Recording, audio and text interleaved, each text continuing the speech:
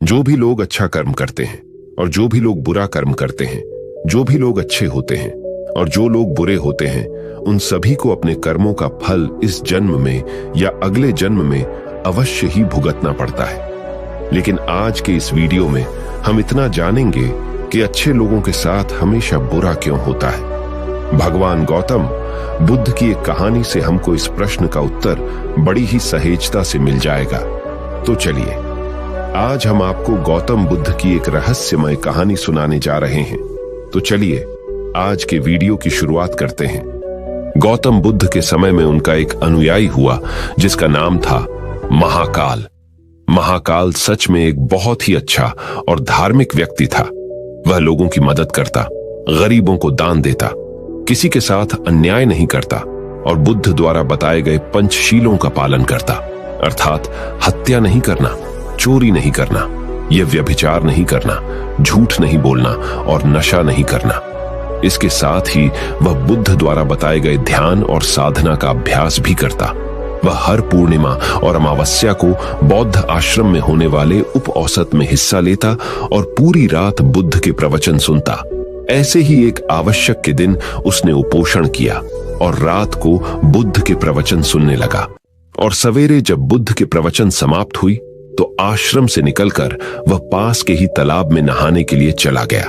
उसी रात उस गांव में कुछ चोर एक घर में चोरी करने के लिए गुस्से हुए जेवर वो चोरी करके भाग रहे थे तो गलती से एक चोर का पैर बर्तन से टकरा गया और बर्तनों की आवाज से घर के लोग जाग गए। चारों तरफ हल्ला मच गया कि गांव में चोर घुसे हैं। मोहल्ले के लोगों ने चोरों का पीछा करना शुरू कर दिया। कुछ देर तक तो चोर कहने जेवरात की पोटली लेकर भागते रहे, लेकिन जब उन्हें महसूस हो गया यह बचना संभव नहीं है, पकड़े जाएंगे, तो तालाब के पास से जाते हुए चोरों ने सारे गहने जेवरात महाकाल के कपड़ों के पास फेंक दिए और वहां से भाग गए। जब लोग वहां पहुंचे तो उन्होंने देखा कि चोरी का सारा सामान तो इस व्यक्ति के कपड़ों के पास पड़ा हुआ है। सभी लोगों ने महाकाल को ही चोर समझ लिया और तालाब से बाहर निकालकर उसे मारना शुरू कर दिया। वह कहता रहा कि मैं चोर नहीं हूं, मैं तो रात भर प्रवचन सुनकर आया हूं और यहां सिर्फ स्नान कर रहा था। मुझे नहीं पता यह चोरी का सामान यहां कैसे आ गया। लेकिन भीड़ ने उसकी एक न सुनी और यह कहते हुए और मारने लगे कि अच्छा, चोरी करने के बाद अब नाटक कर रहा है कि मैं अच्छा आदमी हूं, प्रवचन सुनकर आ रहा हूं।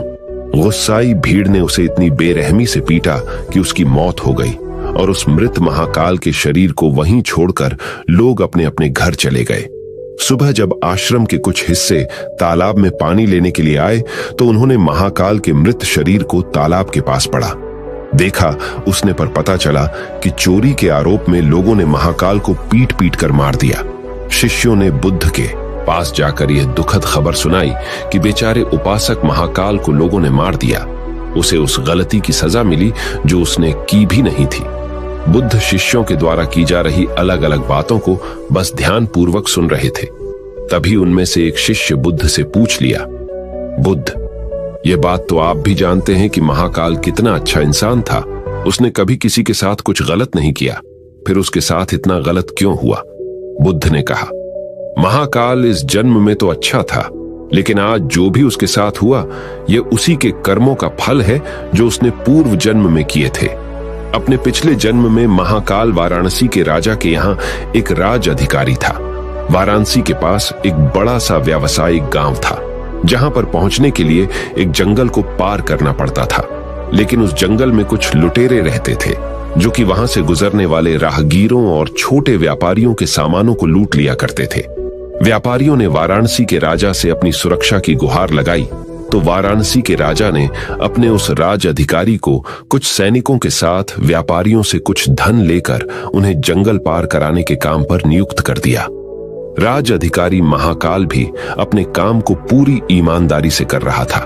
वह लोगों से कुछ धन लेता और अपने सैनिक भेजकर उन्हें सुरक्षित जंगल पार करवा देता।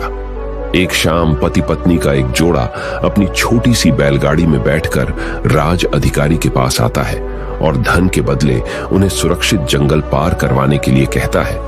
लेकिन राज अधिकारी यह कहते हुए उन्हें मना कर देता है कि अभी जल्दी रात होने वाली है, इसीलिए वह उनकी और अपने सैनिकों की जान खतरे में नहीं डाल सकता। उन्हें जंगल पार करने के लिए सुबह तक का इंतजार करना पड़ेगा। वह पति पत्नी बहुत आग्रह करते रहे कि अभी रात होने में बहुत समय है, वह भी जंगल पार करा दे, लेकिन राज अधिकारी नहीं मानता और भी सलाह देता है कि वो रात भर यही रुके। उनके रहने और खाने की व्यवस्था वह खुद करवाएगा। पति पत्नी को मजबूरन उस राज अधिकारी की बात माननी पड़ती है। असल में उस राहगीर की पत्नी बहुत सुंदर थी, जिसे देखकर राज अधिकारी उस पर मोहित हो गया था। उस पर काम वासना हावी हो जाती है, और जो व्यक्ति पर काम वासना हावी हो जाती है तो उसे सही गलत कुछ समझ नहीं आता। वह आसक्ति की आग में जलकर अंधा हो जाता है, और यही उस राज अधिकारी के साथ भी हुआ। उसने उन दोनों पति पत्नी के रहने और खाने की व्यवस्था तो कर दी, लेकिन साथ ही वह उसकी पत्नी को पाने की तरकीबें सोचने लगा। उसे एक तरीका समझ आया। उसके पास एक बड़ा सा हीरा था। उसने उस हीरे को रात में चुपके से उस आदमी के बैलगाड़ी के सामान में छुपा दिया, और सुबह होते ही हल्ला मचा दिया कि उसका कीमती हीरा किसी ने चोरी कर लिया है। उसने अपने सैनिकों को आदेश दिया कि हर एक व्यक्ति के सामान की तलाशी लेने के बाद ही उसे आगे जाने दिया जाए। सैनिकों ने तलाशी ली तो योजना के अनुसार हीरा उस पति पत्नी की बैलगाड़ी के सामान में छुपा मिला।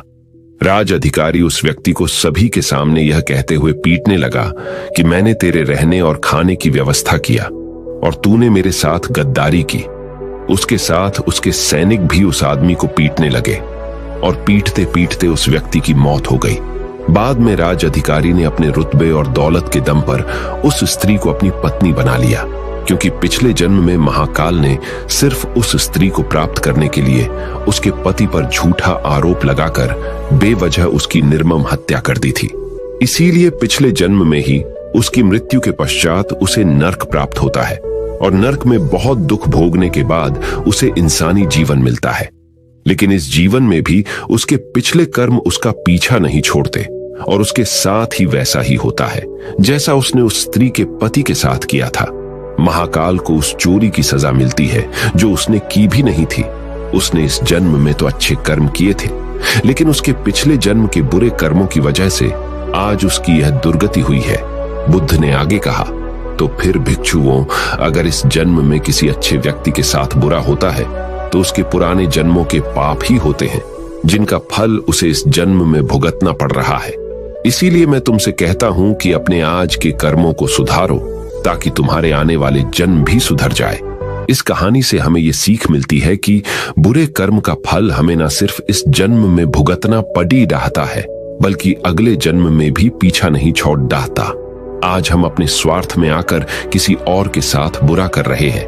लालच और ईर्ष्या में कई बुरे काम करते हैं, लेकिन इस बात को भूल जाते हैं उनके कर्म उन्हें न सिर्फ इस जन्म में भुगतना है, बल्कि अगले जन्म में भी भुगतना पड़ी रहेगा। इसलिए हमेशा हमें अच्छे कर्म करना चाहिए, जिससे हम और हमारा परिवार सुखी रहे। अगर आपको यह गौतम बुद्ध की कहानी से कुछ सीखने को मिला हो और यह कहानी आपको पसंद आई हो, तो हमारे चैनल को सब्सक्राइब कीजिए और इस वीडियो को एक लाइक कीजिए, और जितना हो सके उतना अपने दोस्तों के साथ इस कहानी को शेयर करें। तो मिलते हैं हमारे अगले वीडियो में। नमो बुद्धाय।